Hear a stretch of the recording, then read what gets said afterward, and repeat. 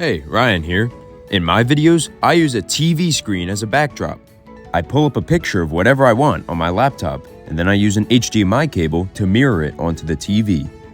How did I come up with this? Well, in June of 2023, I was sitting at my computer with a lock screen just like this one.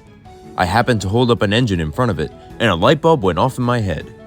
So, for my next episode, A Wish Lost to Time, I tried out using the TV for a few certain shots. And I really liked how it looked. I could literally put whatever I wanted behind the engines. It was great. To this day, I use the TV for almost every shot in my episodes. It's super versatile, and I think it looks pretty good. There are still times when I use a physical backdrop, mostly for bigger sets, such as the viaduct, the windmill, the construction village, and the ironworks yard. And of course, for all the quarries, Blue Mountain Quarry, Boulder Quarry, Bertram's Old Mine, and the Farquhar Quarry. Now, here's a few tips in case you want to try using a TV for your sets. Focusing your camera on something in the foreground will help smooth out the pixels from the TV. If I focus on Dodge back there, you can immediately see some rainbow lines across the screen. And worst of all is when your camera's focused on the TV itself. Also, be sure to angle your shot so you don't see the cursor or any background lights in the TV's reflection. Another thing, most TVs allow you to adjust the brightness using a remote. I found that this and other settings are most notably useful for helping make sure the grass on the TV matches up with the color of the grass mat you're using. For stormy weather, I like to pull up a picture of clouds on the computer and then use a flashlight that's not facing directly at the set. Next, I'll turn off every other light in the background and let the TV work its magic. You may have noticed that the lighting started off very blue, but it's now adjusting to become more gray. If you want to keep that blue look, lock the exposure and the focus while the lights are still on, then turn out the lights.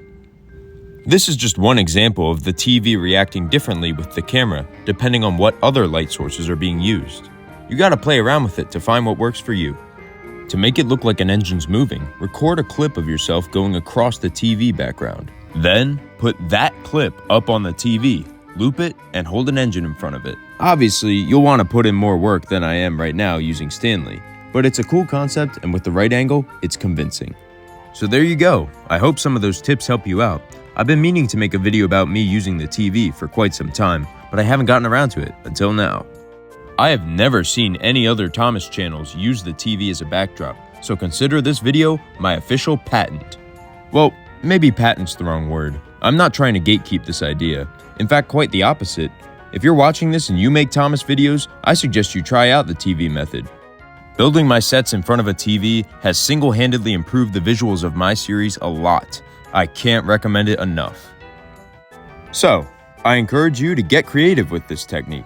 You can make the sheds, a cave, or the ironworks. You can make a sunrise, or you can make a sunset. The sky is not the limit anymore. That's kind of the whole point.